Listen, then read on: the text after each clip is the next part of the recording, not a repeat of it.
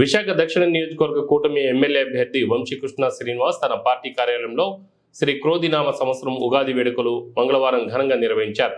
ఈ సందర్భంగా పలువురు పార్టీ నాయకులు, కార్యకర్తలు, అభిమానులు మర్యాదపూర్వకంగా కలిసి ప్రత్యేకంగా ఉగాది శుభాకాంక్షలు తెలిపారు.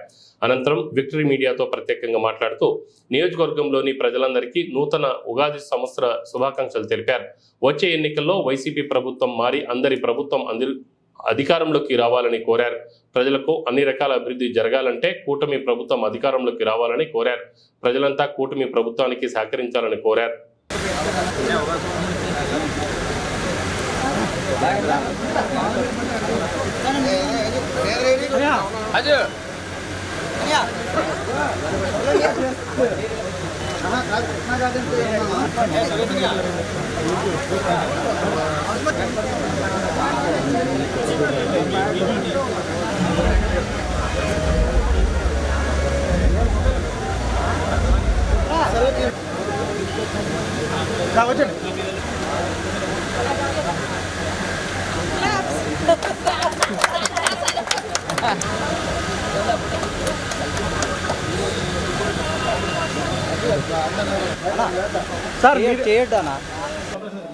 విక్టరీ మీడియా యాజమాన్యానికి, సిబ్బందికి ఉగాది శుభాకాంక్షలు.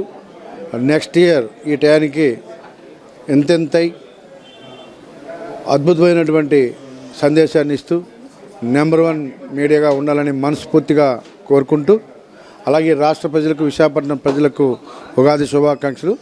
ఈ ఉగాది నుంచి ప్రజల జీవితాలు వెలుగు నింపాలని, అద్భుతంగా ఉండాలని ఆ దేవుని మనస్ఫూర్తిగా ప్రార్థిస్తూ ఉన్నాను.